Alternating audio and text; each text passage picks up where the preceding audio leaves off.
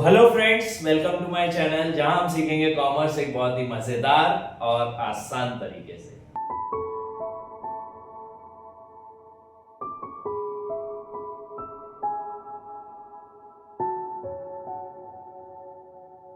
इस पूरी ID series की ये नेक्स्ट वीडियो है। ये जो चैप्टर चल रहा है दिस इज एम्प्लॉयमेंट। ठीक है, ये चैप्टर की ऑलरेडी एक वीडियो आपके पास आ चुकी है, उसमें मैंने आपको बहुत सारे टॉपिक समझाए। ठीक है, एम्प्लॉयमेंट क्या होता है, कैसे होता है, क्या क्या तरीकों से एम्प्लॉयमेंट डिस्ट्रीब्यूटेड है, सेल्फ एम्प्लॉयमेंट, वेज एम्प्लॉयमेंट। उसके बाद अपन ने पढ़ा वर्कर्स क्या होते हैं, वर्क फोर्स क्या होती है, लेबर फोर्स क्या होती है, दोनों के बीच में डिफरेंस क्या होता है, और कई सारे टॉपिक्स अपन ने उसमें कंप्लीट करे। ठीक है, इसी चैप्टर को अपन आज आगे बढ़ाएंगे और खत्म करेंगे दो वीडियोस में। जैसे मैंने आपसे वादा किया था कि दो वीडियोस में ये पूरा चैप्टर खत्म हो जाएगा, तो आज अपन इस चैप्टर को खत्म करेंगे और देखेंगे क्या क्या चीजें हैं, अनएम्प्लॉयमेंट क्या होता है, उसके बाद फॉर्मल इनफॉर्मल सेक्टर्स और भी कई सारे टॉपिक्स अपन इस चैप्टर में पढ़ने वाले हैं। चलिए शुरू करते हैं। बात करें नए टॉपिक्स की, तो ये हमारा एक न्यू टॉपिक है which is growth of employment and GDP. Employment और जीडीपी ये दो अलग अलग टॉपिक्स है ना। अपन ने जीडीपी पढ़ के आए मैक्रो इकोनॉमिक्स में। मैक्रो इकोनॉमिक्स में हमने पढ़ा है कि ग्रॉस डोमेस्टिक प्रोडक्ट क्या होता है, वो सारे प्रोडक्ट्स जो कि डोमेस्टिक एरियाज में बने हुए हैं या डोमेस्टिक टेरिटरी में बने हुए हैं हमारी कंट्री के, उसको हम बोलते हैं जीडीपी। अगर थोड़ा बहुत सिंपल शब्दों में समझा जाए तो जीडीपी का मतलब आप मान सकते हो किसी कंट्री की इकोनॉमी। ठीक है, सो अगर किसी कंट्री की जीडीपी बढ़ रही है तो किसी कंट्री की इकोनॉमी बढ़ रही है। कहीं ना कहीं अपन रिलेट कर रहे हैं इस चीज को, है ना। एग्जैक्ट वर्ड क्या होता है ये सिर्फ एक इकोनॉमिक्स का स्टूडेंट ही जान सकता है कि हाँ सर उसके 8 एग्रीगेट होते हैं, कौन सी चीज कहाँ रखाती है, तो वो जीडीपी है कि एनएनपीएफसी है कि नेशनल इनकम क्या है कि वगैरह वगैरह चीज। ठीक है, बट अगर हम बात करें जीडीपी, तो यहाँ पे जीडीपी का मतलब सीधा सीधा कैसे है, इकोनॉमी से। और उसके अलावा हमने देखा growth rate of employment. Growth rate कैसी रही एम्प्लॉयमेंट में, तो इन दोनों के बीच का अपने को क्या बताना है, डिफरेंस बताना है within these many years, जब से हमें आजादी मिली from that point of view till now, कि अभी तक दोनों में कितनी बढ़ोतरी हुई है और क्या क्या चेंजेस आए हैं दोनों के बीच में, ये अपने को इस टॉपिक में समझना है। तो इसको मैंने थोड़े से पॉइंटर्स में बदल दिया है पूरे टॉपिक को। The first one is different growth between both. दोनों के बीच में ग्रोथ रेट कैसी रही, तो आप देखोगे कि कहीं ना कहीं दोनों के बीच में जो ग्रोथ रेट है उसका डिफरेंस धीरे धीरे करके बढ़ता जा रहा है। कैसे बढ़ता जा रहा है सर, हम कैसे मान लें या कंपैरिजन कैसे कर लें हम दोनों के बीच में। तो दोनों के बीच में अगर आप कंपैरिजन करोगे तो आप देखोगे कि टिल फ्रॉम 1950s या 1947 वहां से लेकर हमारे आज तक 2026 तक आप देखोगे कहीं ना कहीं ये जो इकोनॉमी है ये बहुत तेजी से ग्रो करेगी। 75 साल के हिसाब से तो अच्छा खासा ग्रोथ हमें मिला है। आज के समय में 5 ट्रिलियन 4 ट्रिलियन की इकोनॉमी, 4 ट्रिलियन के समथिंग की इकोनॉमी है। ठीक है, सो सर जीडीपी तो हमारी बढ़ी है, कहीं ना कहीं इकोनॉमी तो हमारी बढ़ी है, क्या एम्प्लॉयमेंट लेवल भी उस लेवल से बढ़ा है? नहीं। आप देखोगे कहीं ना कहीं किसी साल में जीडीपी का ग्रोथ रेट आपको दिखाई देगा 7% से बढ़ा है, 8% से बढ़ा है, 10% से भी बढ़ा है। कहीं पर आप देखोगे कि 2% से बढ़ा है, 1% से बढ़ा है। कई जगह आप देखोगे कि माइनस में भी गया है, जैसे कोरोना का समय माइनस में गई थी हमारी जीडीपी, है ना। उसके अलावा अगर आप बात करोगे 91 जो रिसेशन आया था, माइनस में चली गई थी हमारी जीडीपी। तो कई बार हमारी जीडीपी माइनस में भी गई है और कई बार हमारी जीडीपी बहुत प्लस में भी चली गई। तो फ्लक्चुएशन जो आप देखोगे उसका जो परसेंटेज है वो बहुत ज्यादा ऊपर नीचे, कभी माइनस में जा रहा है, कभी 2%, कभी 5%, कभी 10%। ठीक है, कुछ भी हो सकता है। बट जो ग्रोथ रेट, ये तो हो गई हमारी ग्रोथ रेट, बट कहीं पर अगर आप एम्प्लॉयमेंट देखोगे तो एम्प्लॉयमेंट फ्रॉम 1947 टिल नाउ 2% से कभी ज्यादा की तेजी से बढ़ी ही नहीं। हमारे एम्प्लॉयमेंट कैसी बढ़ रही है, 1%, 1.5%, 1.75%, 1.80% up to 2%। On an average अगर आप देखोगे 2% से ऊपर कभी बढ़ी ही नहीं। जीडीपी कितनी बढ़ रही है, 7%। जैसे किसी साल है, किसी साल में जीडीपी सर 7% से बढ़ गई, लेकिन हमारी जो एम्प्लॉयमेंट है वो कितने परसेंट से बढ़ रहा है, continuously only from 2%। So this is the huge difference between, या आप कंपेयर करोगे तो आप बता पाओगे कि there is a huge difference और huge gap between the GDP graph and the employment graph. अगर सर ये जीडीपी ग्राफ और एम्प्लॉयमेंट ग्राफ क्या है, तो एक सिंपल से अपन अगर ग्राफ बनाए तो अपन देखेंगे कि हमारी जीडीपी फ्रॉम 1947 सर बढ़ी बढ़ी बढ़ी, फिर कभी गिरने लगी, फिर बढ़ती गई, है ना, फिर गिरने लगी, फिर बढ़ती गई। इस तरीके से एक ऐसा ग्राफ आपको देखने को मिलेगा, ठीक। बट अगर आप ग्रोथ रेट, हमारी एम्प्लॉयमेंट रेट देखोगे तो पहले तो सर बढ़ा जीडीपी के साथ, फिर कम हो गया, फिर बढ़ा, फिर कम हो गया, फिर बढ़ा, फिर कम हो गया, फिर बढ़ा, फिर कम हो गया, फिर बढ़ा, ऐसे करके यूं चलता रहा। तो आप देखोगे यहाँ का जो गैप है और अभी 2026 का जो गैप है, there is a huge difference between that both gaps. ऐसा क्यों हो रहा है सर? क्योंकि एम्प्लॉयमेंट भी बढ़ रही है और जीडीपी भी बढ़ रही है। सही है सर, जीडीपी भी बढ़ रहा है और एम्प्लॉयमेंट भी बढ़ रहा है, बट उनका जो बढ़ने का रेट है वो कैसा है? डिफरेंस है बहुत सारा। जीडीपी 7% 8% से बढ़ रही है, वहीं पर एम्प्लॉयमेंट सर 2% से ऊपर बढ़ ही नहीं पा रही, due to poor infrastructure, due to poor government policies, due to not having education और स्किल्स, और देयर आर मैनी डिफरेंट क्या बोलते हैं उसको, रीजंस, है ना। बट दोनों के बीच में डिफरेंस जो है वो बहुत ज्यादा, तो difference growth between the both, दोनों के बीच में ग्रोथ रेट जो है वो डिफरेंट है। कंपैरिजन समझ आ गया दोनों का? आपने कंपैरिजन समझा कि कहीं ना कहीं जीडीपी जो है वो बहुत तेजी से बढ़ रही है और कहीं ना कहीं आप देखोगे एम्प्लॉयमेंट उतनी तेजी से नहीं बढ़ पा रही है। तो पिछले 80 70 75 80 सालों में हमारी जीडीपी तो कई गुना से बढ़ी, लेकिन हमारी ग्रोथ रेट नहीं बढ़ पाई, और इस पॉइंट को बोलते हैं हम क्या? Jobless growth. इसको क्या बोला जाता है बेटा? Jobless growth. जॉबलेस ग्रोथ क्या होती है कि इकोनॉमी ग्रो तो कर रही है but peoples are not having job, है ना, लोगों के पास जॉब नहीं है, बट फिर भी हमारी जो जीडीपी है वो क्या करती जा रही है? ग्रो करती जा रही है। That is known as jobless growth, ठीक है। सर ऐसा कैसे हो सकता है जब लोगों के पास जॉब ही नहीं है, लोगों के पास काम ही नहीं है, तो कैसे ग्रो कर रही है जीडीपी? कर रही है ना भैया। हमने क्या कर रखा है? कुछ लोगों के हाथ में हमारी सत्ता, या कुछ लोगों के हाथ में हमने हमारा पैसा दे रखा है। आप देखो, लाइक एक फोर्ब्स की रिपोर्ट में भी आ चुका है कि हम वर्ल्ड की चौथी या पांचवी सबसे बड़ी इकोनॉमी है। ठीक है सर, हम मान रहे हैं चौथी या पांचवी सबसे बड़ी इकोनॉमी है। हम 140 करोड़ जनसंख्या होने वाले हैं, हम ये भी मान रहे हैं 140 करोड़ जनसंख्या होने वाली है, और ये जो टोटल जनसंख्या है इनमें से सिर्फ अगर 2 लोगों की इनकम हटा दी जाए, which is Ambani and Adani, तो हम चौथी पोजीशन से गिर के लगभग 7वीं 8वीं पोजीशन पे रहेंगे। देख रहे हो, 140 करोड़ लोगों के पास जितना पैसा नहीं है, इतना सिर्फ उन 2 लोगों के पास। तो जो हमारे टॉप मिलियनियर्स एंड बिलियनियर्स हैं, उनके पास कितना पैसा होगा सर? तो ऑफकोर्स ही बात है, जब वो लोग पैसा कमा रहे हैं तो वो पैसे का फ्लो तो मेंटेन करके रख रखा है उन्होंने इकोनॉमी में, तो ग्रोथ तो हो रही है इकोनॉमी की, सही बात है। लेकिन क्या एम्प्लॉयमेंट बढ़ रही है? नहीं बढ़ रही है सर। क्यों? क्योंकि हमने हमारा जो पैसा है वो कुछ चुनिंदा लोगों के हाथ में दे दिया है।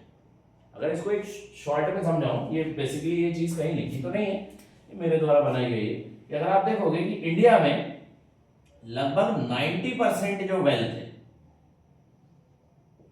वो 10% लोगों के पास है,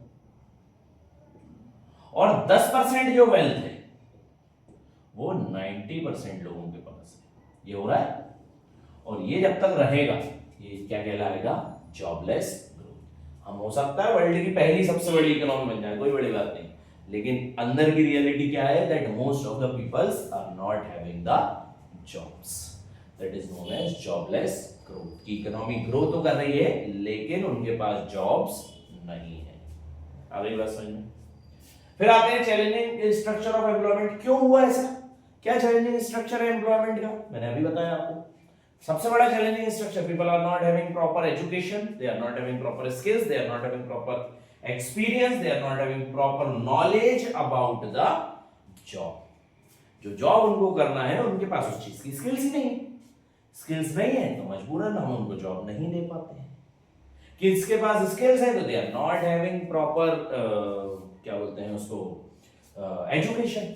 like I know how to teach, मैं पढ़ा लेता हूँ, ठीक है, ठीक ठाक पढ़ा लेता हूँ, बच्चों को समझ भी आ रहा है, मेरे सब्सक्राइबर्स बढ़ते जा रहे हैं, मतलब लोगों को बच्चों को समझ भी आ रहा है मेरी पढ़ाई, but I am not having proper degree for that. तो अब मैं चाह के भी प्रोफेसर की पोस्ट के लिए अप्लाई नहीं कर सकता। यही हो रहा है। It is known as, this is the basic structure of हमारे इंडिया का एजुकेशन सिस्टम। ये तो हो गई एजुकेशन, स्किल्स एंड नॉलेज की बात। इसके अलावा कोई गवर्नमेंट पॉलिसी भी ऐसी नहीं आ रही है जो एम्प्लॉयमेंट दे सके।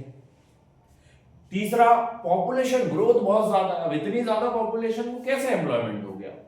चौथा, हमारे यहाँ लोग आज भी बिजनेस से ज्यादा बेहतर किसको मानते हैं, जॉब्स को मानते हैं। अभी धीरे धीरे करके ट्रेंड आ रहा है ना, सेल्फ एम्प्लॉयमेंट का ट्रेंड आ रहा है, लेकिन वो अभी भी इतना ज्यादा नहीं है कि लोग एम्प्लॉयमेंट छोड़ के और सेल्फ एम्प्लॉयड बन जाए, है ना, वेज एम्प्लॉयमेंट छोड़ के।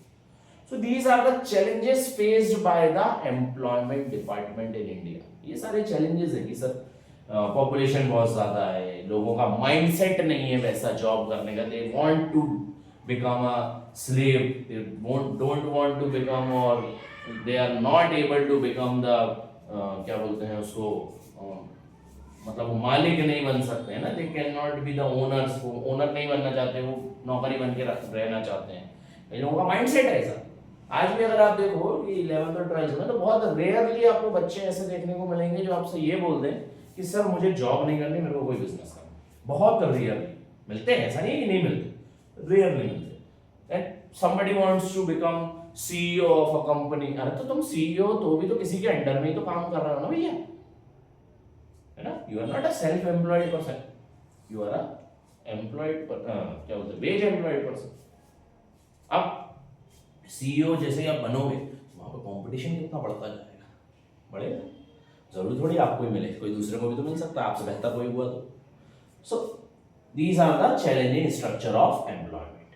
ठीक है, अब मैं इतना डीप में नहीं जा रहा हूँ क्योंकि वही सेम बात, शॉर्ट्स बनाने हैं अपने को, मतलब एक 1 शॉर्ट वीडियो बनानी है। ये सारी चीजें मैं बहुत विस्तार में समझाऊंगा आपको जब मैं मेरी नई सीरीज जो लेकर आ रहा हूँ उसमें, तो चालू होने वाली है 1 अप्रैल से। अब क्योंकि वो आपके लिए तो कोई काम की नहीं है बेटा, क्योंकि आप 12th पास कर लोगे, बट आपके जूनियर्स, आपके छोटे भाई बहनों के लिए काम की होगी। तो please share this channel to them, है ना, उनसे सब्सक्राइब कराओ ताकि उनका फायदा हो सके। 180 वीडियो, 180 वीडियोस में आपका मैं पूरा syllabus of accountancy, business and economics complete करके दूंगा, और जनवरी से हम लोग स्टार्ट करेंगे हमारे क्वेश्चंस को प्रैक्टिस करना। ठीक है, हर एक प्रकार की सीरीजेस आने वाली है आपके पास।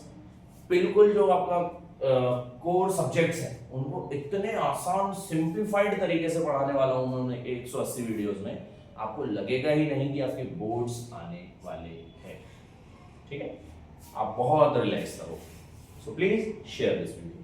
वापस आते हैं अपने टॉपिक पर। This is the challenging structure of employment and the last is casualisation of workforce. What do you mean by casualisation of workforce? Casualisation of workforce का मतलब होता है कि जो वर्कर्स हैं, जो कि काम कर रहे हैं, जो कि कहीं पर नौकरी कर रहे हैं, वो धीरे धीरे लोग सेल्फ एम्प्लॉयड और रेगुलर एम्प्लॉयड वर्कर्स से कैसे बनते जा रहे हैं, कैजुअल वर्कर्स बनते जा रहे हैं। That is known as casualisation of workforce. Casualisation of workforce क्या होता है सर? कैजुअलाइजेशन ऑफ वर्कफोर्स होता है जब हमारे जो रेगुलर वर्कर्स है या जो सेल्फ एम्प्लॉयड लोग हैं, वो लोग वहां से उठकर और अपना जो काम है वो चेंज कर लेते हैं और एक लेबर या कैजुअल वर्कर्स बन जाते हैं। That is known as casualisation of workforce. क्यों होता है सर ऐसा, क्या रीजन है? सबसे पहला, slow growth rate of economy. हमारी जो इकोनॉमी है उसकी ग्रोथ रेट बहुत स्लो है, या जहां पर वो जॉब कर रहे हैं उसकी ग्रोथ रेट बहुत कम है ना। लाइक अगर आप देखोगे तो मैं भी ऐसा कैजुअल वर्कर ही काम कर रहा हूँ, जो मैं कोचिंग पढ़ा रहा हूँ, तो मेरे जो ग्रोथ रेट है मेरे स्कूल में वो बहुत कम है as compare to my coaching class. जब मैंने क्लास स्टार्ट करी थी एट दैट टाइम 3.5 लाख रुपए का प्रॉफिट हुआ था मुझे। वहीं पर मैं जो जॉब करता था उससे मात्र मुझे कितने रुपए मिले थे? 8,000 रुपए से 10 महीने के आप अगर मानो तो 80,000 रुपए मिले थे। वहीं पर आज के समय में मैं अगर मेरी सैलरी 30,000 भी आप अज्यूम करके चलो, ठीक है, it is not a real value, अगर आप 30,000 भी रियल अज्यूम करके चलो तो 10 महीने में मैंने 3 लाख रुपए कमाए। 2 महीने की सैलरी हमें नहीं मिलती है तो 3 लाख रुपए कमाए। वहीं पर अगर आप कोचिंग बिजनेस की बात करोगे तो my coaching turnover is more than 6 to 7 lakh rupees per year. तो कहीं ना कहीं कैजुअलाइजेशन में ज्यादा मेरे को वो मिल रहा है, ग्रोथ मिल रही है as compare to my regular worker. I am regular worker there, उससे ज्यादा मेरे को यहाँ ग्रोथ मिल रही। और दूसरी चीज, मेरे को कितना समय देना है? मुश्किल से 4 से 5 घंटे। स्कूल में कितना समय दे रहा हूँ? मैं सुबह 6 बजे से उठता हूँ, 3 बजे वापस लौटता हूँ। मोर देन लगभग 9 घंटे। काम समय ज्यादा पेमेंट कम, यहाँ पे समय कम पेमेंट ज्यादा, ठीक है। तो मेरी मजबूरी बन गई कि मैं रेगुलर वर्कर से क्या बन जाऊंगा, कैजुअल वर्कर्स। होता है, और इसी को बोलते हैं this is the reason of slow growth. अगर ग्रोथ रेट कम होगी तो जो बच्चे हैं वो या जो भी एम्प्लॉयड है वो धीरे धीरे रेगुलर और सैलरीड वर्कर्स से क्या बनते जाएंगे, वेज वर्कर या कैजुअल वर्कर्स बनते। Then increase in the demand of casual workers. Casual workers की डिमांड बहुत ज्यादा हो रही है इंडिया में, सच बात है सर। आप देखोगे कोई सॉरी जितनी बड़ी कंपनीज है वो रेगुलर वर्कर्स को एम्प्लॉय करने की बजाय क्या करते रही है आजकल, ठेकेदारी पे काम करने लगी। यार ये हमें एक ऐप बना के देना है, तो एक में अगर जो सॉफ्टवेयर इंजीनियर जो होता है, जो ऐप बनाता है, I am not knowing the exact name, developer जो होता है, उस डेवलपर को मैं 12 महीने के हायर करने की बजाय मैं किसी कंपनी को दे देता हूँ, 3 महीने में ऐप बना के दे देगी मुझे, है ना। या मैं किसी कैजुअल वर्कर को हायर कर लेता हूँ, वो मुझे 3 महीने में बना के दे देगा। होता है। So increase in the demand of casual workers. Casual workers की डिमांड बढ़ती जा रही है as compare to regular employed workers. And the last one is low scope in agriculture. क्योंकि एग्रीकल्चर में कम स्कोप था, इसलिए लोग कैजुअल लेबर्स बनना ज्यादा प्रेफर कर रहा है as compare to agriculture. These are the reasons behind casualization of workforce। ये थोड़ा सा जो टॉपिक है टिपिकल है, मैंने कोशिश करी है इसको आसान और जल्दी समझा सकूं। आपको अगर समझ आया हो बहुत अच्छी बात है, नहीं आया हो तो एक बार वापस से वीडियो देखो, और तब भी ना आए तो मेरे को कमेंट करके बताओ आपको क्या चीजें समझ नहीं आई है। मैं वापस से उसके ऊपर एक और विस्तार से वीडियो बना दूंगा इस सीरीज को खत्म होने के बाद, ठीक है। ये टॉपिक समझ आया हो तो अपन आगे वाले टॉपिक पर चलते हैं, which is type of sectors. Sectors होते कितने प्रकार के हैं कंट्री में, तो सेक्टर्स 2 प्रकार के होते हैं, फॉर्मल एंड इनफॉर्मल सेक्टर। अब ये टॉपिक पर मैं ज्यादा चर्चा इसलिए नहीं करूंगा क्योंकि ये टॉपिक आप 9-10 के एसएसटी से ऑलरेडी पढ़ के आ रहे हैं, ठीक है। तो मैं सिर्फ बेसिक चीजें बताऊंगा फॉर्मल और इनफॉर्मल सेक्टर की। अगर आप बात करो फॉर्मल सेक्टर, तो फॉर्मल सेक्टर एक ऐसा सेक्टर होता है जहां पर रेगुलर वेजेस होती है या रेगुलर सैलरी होती है, यहां पर पेड लीव्स मिलती हैं, यहां पर जॉब सिक्योरिटी होती है, यहां पर एक्स्ट्रा बेनिफिट्स मिलते हैं एम्प्लॉयज को, लाइक पीएफ, ग्रेजुइटी, है ना, टीए, डीए, एचआरए वगैरह वगैरह। They are known as formal sector. ये सेक्टर्स क्या कहलाते हैं, फॉर्मल सेक्टर्स कहलाते हैं, ठीक। इनफॉर्मल सेक्टर क्या होते हैं, जहां पर ये सारी चीजें नहीं होती सर, यहां पर रेगुलर एम्प्लॉयड नहीं है ना, कोई भी इंसान रेगुलर एम्प्लॉयड नहीं, सब लोग कैजुअली काम कर रहे हैं और अपना काम खत्म होने के बाद चले जा रहे हैं, लोग रेगुलर एम्प्लॉयड नहीं। उसके अलावा एम्प्लॉयज के पास पेड लीव्स नहीं है, उनके पास कोई एक्स्ट्रा बेनिफिट्स नहीं है, लाइक उनको पीएफ, ग्रेजुइटी वगैरह नहीं मिल रही, पेड लीव्स नहीं मिल रही हैं। जैसे कि अगर आप बात करो इन दोनों के बीच का डिफरेंस, तो फॉर्मल सेक्टर में जाएगा, suppose I am working in a school, मुझे पेड लीव्स मिलती है ना, पीएफ तो खैर नहीं मिलता बट पेड लीव्स मिलती है, तो अगर मैं नहीं जाऊंगा तो भी मुझे तनख्वाह पूरी मिलनी है।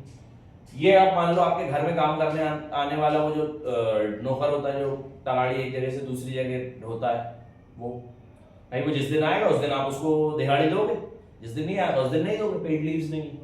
क्या वो रेगुलर वर्कर है आपके पास? नहीं है, जब तक आपका काम है तब तक है, जिस दिन काम खत्म हुआ उस दिन चला जाएगा।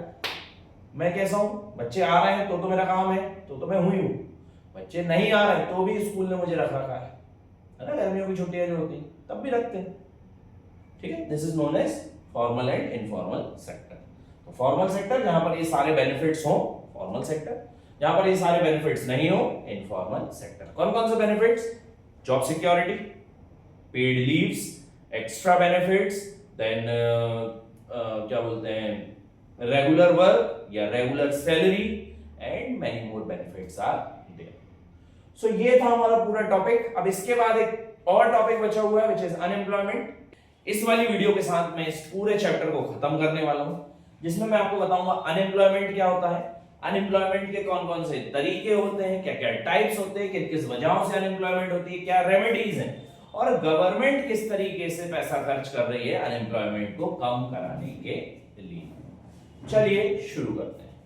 बात करें अनएम्प्लॉयमेंट की, तो अनएम्प्लॉयमेंट होता क्या है कि एक ऐसी सिचुएशन जहां पर एक पर्सन काम करना तो चाहता है but he is not having the job, is known as unemployment. So unemployment is a situation where a person is willing and able to work, जहां पर पर्सन काम भी करना चाहता है और उसकी विलिंगनेस भी है और एबिलिटी भी है काम करने की, but he is not having the job, it is known as unemployment. ठीक है, तो एक ऐसी सिचुएशन जहां पर एक इंसान काम करना चाहता है, एबिलिटी विलिंगनेस सब कुछ है, बट जॉब नहीं है, उसको हम क्या बोलेंगे? अनएम्प्लॉयमेंट बोलेंगे। सपोज मान के चलो मैं हूं, मेरे पास एबिलिटी है पढ़ाने की, हाँ सर है, क्या मेरी विलिंगनेस है पढ़ाने के लिए? नहीं, मैं नहीं पढ़ाना चाहता, और फिर भी मैं अगर घर पे बैठा हूं तो क्या मैं अनएम्प्लॉयड कहलाऊंगा? नहीं, मैं अनएम्प्लॉयड कहीं ना कहीं नहीं कहलाऊंगा, क्योंकि मैं अपने बाय विल घर पे बैठा हूं। ठीक है, और उसका भी आगे मैं बताऊंगा बाय विल अनएम्प्लॉयमेंट होता क्या है वगैरह। ठीक है, so this is known as unemployment. Meaning समझ आया अनएम्प्लॉयमेंट का क्या होता है? बहुत सिंपल टॉपिक है, ये सेम टॉपिक आप 9th 10th में ऑलरेडी पढ़ के आए। अब बात करते हैं टाइप ऑफ अनएम्प्लॉयमेंट, कितने प्रकार की अनएम्प्लॉयमेंट होती है? तो 3 प्रकार की अनएम्प्लॉयमेंट होती है। सबसे पहली डिस्गाइज्ड अनएम्प्लॉयमेंट। डिस्गाइज्ड अनएम्प्लॉयमेंट क्या होता है? एक ऐसे टाइप की अनएम्प्लॉयमेंट जहां पर जितने लोगों की जरूरत है उससे ज्यादा लोग एम्प्लॉयड है, ठीक है, and they are not giving us any extra benefit, that is known as disguised unemployment. Suppose मान के चलो कि मेरी कोचिंग क्लास है, ठीक है, मेरी कोचिंग क्लास का नाम है समाधान एकेडमी, और इस समाधान एकेडमी में मैं एज अ कॉमर्स टीचर पढ़ा रहा हूं। ठीक है, मेरे पास और भी फैकल्टीज हैं भाई, मैथ साइंस के लिए अलग टीचर्स हैं, 9 10th के लिए अलग टीचर्स हैं, we are having many faculties. अब कॉमर्स अगर मैं पढ़ा रहा हूं और इसकी मेरे जगह पर एक और मैं कॉमर्स का टीचर हायर कर लूं और वो भी बैठा हुआ है, तो वो क्या कहलाएगा? Disguised unemployed. क्यों? क्योंकि मेरे उसके आने से मेरे को कोई एक्स्ट्रा बेनिफिट नहीं मिल रहा है। या और आसान तरीके से समझें तो अपन मान के चलो कि ये 1 एकड़ की जमीन है, ठीक है, यहां पर 10 लोग काम कर रहे हैं, 10 पीपल काम कर रहे हैं, और यहां पर 2 लोग भी आराम से काम कर कर उतना ही अनाज उगा सकते थे जितना 10 उगा रहे हैं। तो एक्स्ट्रा कितने लोग काम कर रहे हैं सर? 8 लोग काम कर रहे हैं। ये जो एक्स्ट्रा 8 लोग हैं ये क्या कहलाएंगे? डिस्गाइज्ड अनएम्प्लॉयड कहलाएंगे, कि इनके वहां पर रहने या ना रहने से कोई फर्क नहीं पड़ रहा। तो ऑल्दो दे आर वर्किंग, जबकि वो काम में बिजी है, but then also they are disguised unemployed. Second is seasonal unemployment, एक ऐसे प्रकार की अनएम्प्लॉयमेंट कि जब सीजन रहता है तो अनएम्प्लॉयमेंट खत्म हो जाती है, जैसे ही सीजन खत्म हुआ अनएम्प्लॉयमेंट वापस से चालू हो जाती है। It is known as seasonal unemployment. Suppose मान के चलो मेरा कोई फ्रेंड है, वो फटाके की दुकान लगाता है, तो जैसे ही दिवाली खत्म हुई वो क्या हो जाता है? अनएम्प्लॉयड हो जाता है। या वो होली के कलर्स की दुकान लगाता है, तो जैसे ही होली खत्म हुई वो क्या हो जाएगा? अनएम्प्लॉयड हो जाएगा। That is known as seasonal unemployment. Season रहा तो पैसा आने लगेगा, जैसे ही सीजन खत्म हुआ पैसा नहीं आएगा, that is known as seasonal unemployment. और आखिरी होती है बाय विल अनएम्प्लॉयमेंट। आखिरी तो नहीं, ऐसे अनएम्प्लॉयमेंट बेटा बहुत सारे प्रकार की हो सकती है ना, ओपन अनएम्प्लॉयमेंट होती है, there are many types, but अपन 3 ही पढ़ रहे हैं, ठीक है। आपको ज्यादा पढ़ना हो तो आप गूगल की मदद ले सकते हो। फिर बात करें विल अनएम्प्लॉयमेंट। विल अनएम्प्लॉयमेंट क्या है? कि मैं बाय विल अपने से अनएम्प्लॉयड। सपोज मुकेश अंबानी का बेटा, वो कहीं पर नौकरी करने नहीं जाएगा। क्यों नहीं जाएगा सर? उसके बाप के पास बहुत पैसा है, अगर वो नहीं भी करना चाहता है कुछ तो वो आराम से घर में बैठकर खा सकता है। तो वो कैसा अनएम्प्लॉयड है? बाय विल अनएम्प्लॉयड है, he don't want to work, that is known as by will unemployment. समझ आया? ये अनएम्प्लॉयमेंट कितने प्रकार की होती है ये समझ आया अच्छे से? आगे बढ़े, ठीक। फिर आते हैं भैया कॉजेस क्या है सर अनएम्प्लॉयमेंट के? What are the reasons behind unemployment? तो सबसे पहला reason slow growth rate of economy. हमारी इकोनॉमी की ग्रोथ रेट ही नहीं है इतनी कि सबको एम्प्लॉयमेंट दे सके। हमारी इकोनॉमी ग्रो कर रही है बट उस रेट से नहीं कर रही जिस रेट से करना चाहिए, जिस रेट से सबको एम्प्लॉयमेंट मिल सके। स्लो ग्रोथ रेट है, ठीक है। क्यों है slow growth rate? Because population ज्यादा है। The second topic is population. अब लोगों की सप्लाई बहुत ज्यादा है और उतनी डिमांड है नहीं, तो जब सप्लाई ज्यादा होती है और डिमांड कम होती है तो ग्राफ कैसा बनता है? नीचे की तरफ बनता है, ठीक है। एक सिंपल इकोनॉमिक्स का टॉपिक है, ठीक। जिस चीज की डिमांड कम है और सप्लाई ज्यादा है तो ऑटोमेटिकली उस चीज के प्राइसेस क्या होते जाते हैं? गिरते जाते हैं। तो उसी तरीके से उसकी एम्प्लॉयमेंट भी क्या होती जाएगी? कम होती जाएगी। अनएम्प्लॉयड लोग ज्यादा होंगे। क्यों? क्योंकि लोग इतने ज्यादा हैं जितनी लोग एम्प्लॉयमेंट ही नहीं लोगों के पास, है ना। या जॉब की प्लेसेस है 100 और उसमें काम करने वाले हैं 1000, भैया 100 ही लोग एम्प्लॉयड हो सकते हैं, बाकी के 900 तो फिर भी अनएम्प्लॉयड ही रहेंगे। क्यों? Because of the population. Then under developed agriculture. हमारे यहाँ आज भी ज्यादातर लोग एग्रीकल्चर पर डिपेंडेंट है और वही अंडर डेवलप्ड है, जिसकी वजह से वो भी क्या कहलाते हैं? अनएम्प्लॉयड कहलाते हैं। वही सेम एग्जांपल ऑफ दिस। वो भी क्या कहलाते हैं, अनएम्प्लॉयड कहलाते हैं। जैसे मान के चलो कि हमारे मेरे साथ के कई सारे लोग हैं जिसके फादर की खेत है और उसके फादर वहां पर खेती कर रहे हैं और वो बेटे भी वहां पर जाकर खेती में हेल्प करते हैं, तो तुम्हारे वहां जाने से कोई एक्स्ट्रा बेनिफिट हो रहा है कि आपके फादर को? नहीं हो रहा है। तो आपके पास भले ही आप एम्प्लॉयड कहलाओगे अपने आप को कि अरे हम तो खेती करते हैं, but then also you are unemployed. किस तरीके के अनएम्प्लॉयड हो? डिस्गाइज्ड अनएम्प्लॉयड हो। So under developed agriculture, development नहीं है एग्रीकल्चर में। एजुकेशन सिस्टम, हमारे इंडिया का एजुकेशन इज पैथेटिक, ठीक है, बहुत बेहतरीन एजुकेशन सिस्टम है हमारा, ठीक है।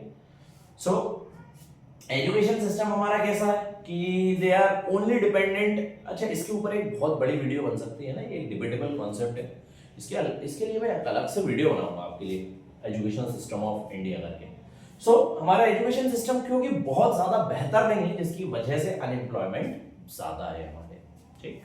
हमारा एजुकेशन सिस्टम बेसिकली है डिपेंडेंट कि हमें लोगों को बुकिश नॉलेज देनी है as compare to skill giving. हम उनको स्किल नहीं देते, हम लोग क्या देते हैं, बुक्स देते हैं, बुकिश नॉलेज देते हैं। रियल लाइफ में क्या होगा ये तो बताया कि मतलब वो तो ऐसी बात हो गई कि मेरे को ड्राइविंग करना है तो मैंने उसको ड्राइविंग करना नहीं सिखाया, लेकिन मैंने उसको बुक्स में बता दिया कि भैया हाँ ये स्टीयरिंग होता है, ये गियर होता है, ये एक्सीलरेटर, क्लच, ब्रेक वगैरह होते हैं और इस तरीके से गाड़ी चलती है। So this is known as educational unemployment.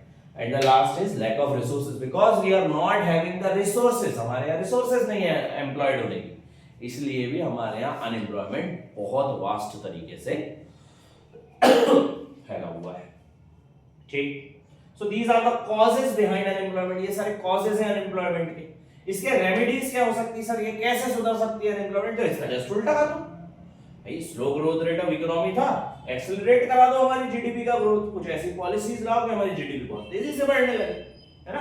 उसमें अनएम्प्लॉयमेंट बहुत तेजी से खत्म होने लगे या एम्प्लॉयमेंट बहुत तेजी से बढ़ने लगे, तो ऑटोमेटिकली आप क्या हो जाओगे, उसकी रेमेडीज हो जाएगी। देन पॉपुलेशन, पॉपुलेशन अगर बढ़ रही थी तो अनएम्प्लॉयमेंट हो रहा था, कंट्रोल कर लो पॉपुलेशन को, है ना।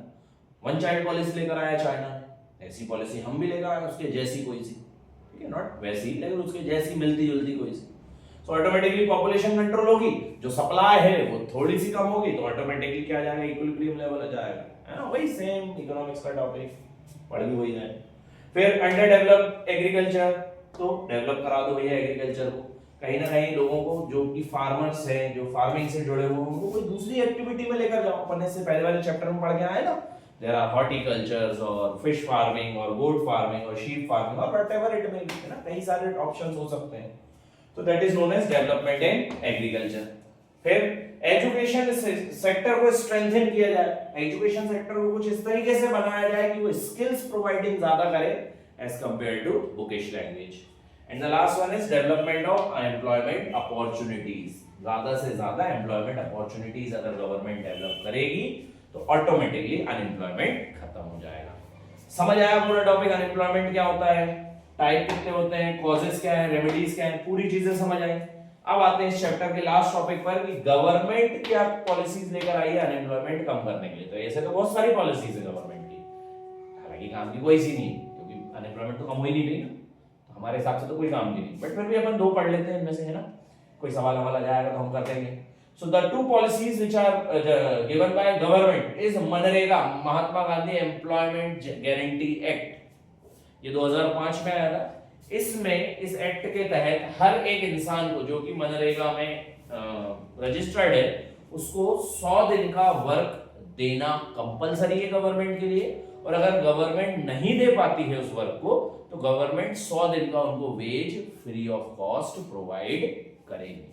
That is the basic purpose of मनरेगा, ठीक है, कि 100 दिन का तो एम्प्लॉयमेंट गवर्नमेंट एटलीस्ट प्रोवाइड करेगी कि उस 100 दिन में बच्चा या जो भी व्यक्ति उस मनरेगा में अफिलिएटेड है उसमें वो कम से कम कुछ चीज, कुछ स्किल सीख जाए ताकि वो आगे जाके या तो खुद का काम कर सके या फिर वो लोग किसी प्रकार से दूसरी कंपनी में खुद से प्लेस हो सके, ठीक है। तो 100 दिन का काम वो सिखाते हैं और बाकी का फिर वो लोग जो उसमें अफिलिएटेड है वो सारे काम वो लोग करते हैं, ठीक है। उसके बाद आते हैं एम्प्लॉयमेंट जनरेशन प्रोग्राम 2005 क्या है। एम्प्लॉयमेंट जनरेशन प्रोग्राम एक ऐसी पॉलिसी है गवर्नमेंट के द्वारा लाई गई जिसमें गवर्नमेंट जो है वो एम्प्लॉयमेंट जनरेट करवाने में हेल्प करती है। किस तरीके से? लोगों को लोन देकर, कि आप आपका स्टार्टअप का आइडिया या बिजनेस का आइडिया हमारे पास लेकर आओ, हम आपको लोन देंगे। उस लोन से आप खुद भी एम्प्लॉय होना और आपके जैसे कई सारे लोगों को उसमें एम्प्लॉय कराना। That is known as employment policies, ठीक है, या एम्प्लॉयमेंट जनरेशन प्रोग्राम 2005। इस प्रकार के कई सारी पॉलिसीज जो है गवर्नमेंट लेकर आई है। जैसे एक पॉलिसी गवर्नमेंट लेकर आई थी startup India, make in India, है ना। तो these are the policies which are bought up by the government, ताकि हम लोग एम्प्लॉयमेंट बढ़ा सकें। कहीं ना कहीं आप देखोगे हर एक एम्प्लॉयमेंट या हर एक पॉलिसी के पीछे उनका बेसिक एजेंडा यही है, एम्प्लॉयमेंट बढ़ाना, लोगों को मॉडर्नाइज करना या फिर इकोनॉमी में ग्रो कराना। ये सब सरकारी टॉपिक है, आप हर एक टॉपिक पर लिखकर आ सकते हो, ठीक है। सो ये था पूरा चैप्टर। अपन ने पूरी 2 वीडियोस में इस पूरे चैप्टर को खत्म करा, ठीक है। इस पूरे चैप्टर को आपको होपफुली बहुत अच्छे से समझ आया होगा। ये आईडी सीरीज आपको बहुत अच्छे से समझ आ रही होगी। तो प्लीज ज्यादा से ज्यादा शेयर करो इस पूरी सीरीज को अपने दोस्तों के साथ, अपने जूनियर्स के साथ, है ना, ताकि ज्यादा से ज्यादा लोग इससे बेनिफिटेड हो सके। सब्सक्राइब, शेयर, कमेंट कर दो, लाइक कर दो और इस चैनल को पूरी तरीके से फैला दो अपने दोस्तों के बीच में। So thank you so much बच्चों, all the best for your exam. Please subscribe my channel and thank you so much.